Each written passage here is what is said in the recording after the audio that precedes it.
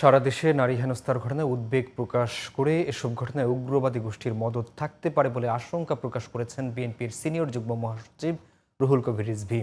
তিনি বলেন, দেশের অগ্রগতি উন্নয়নের পথে যেন জঙ্গিবাদ মাথাচাড়া দিয়ে উঠতে না পারে। শনিবার নয়াপল্টনের সংবাদ সম্মেলনে তিনি বলেন, নিষিদ্ধ সংগঠন কিভাবে মিছিল করে তা সরকারকে গুরুত্বের সাথে দেখতে হবে। লক্ষ্য রাখতে হবে দেশে যেন অশুভ শক্তির উদয় না হয়। রিজভী আরও বলেন, বহির্বিশ্বে বাংলাদেশকে অতি রক্ষণশীল দেশ হিসেবে পরিচিত করার গভীর ষড়যন্ত্রের অংশ হিসেবে উগ্রবাদী গোষ্ঠীর মদদে নারী হেনস্থার ঘটনা ঘটছে। বিএনপি ক্ষমতা এলে নারীদের নিরাপত্তায় নতুন যুগের সূচনা হবে বলেও জানান তিনি।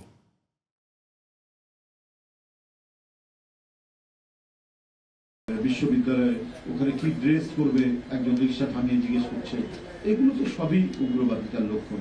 এটা হতে পারে না এবং এই সমস্ত বিষয়গুলো আজকে সরকার এই বিষয়ে যথাযথ পদক্ষেপ গ্রহণ করবে। কোনোভাবেই যেন জঙ্গিবাদ মাথাচাড়া দিয়ে না উঠতে পারে। আমাদের অগ্রগতির পথে, আমাদের আধুনিক অগ্রগতি এবং উন্নয়নের পথে কোনো অশুভ শক্তির যাতে উদয় না হয় সেটা দেখতে হবে।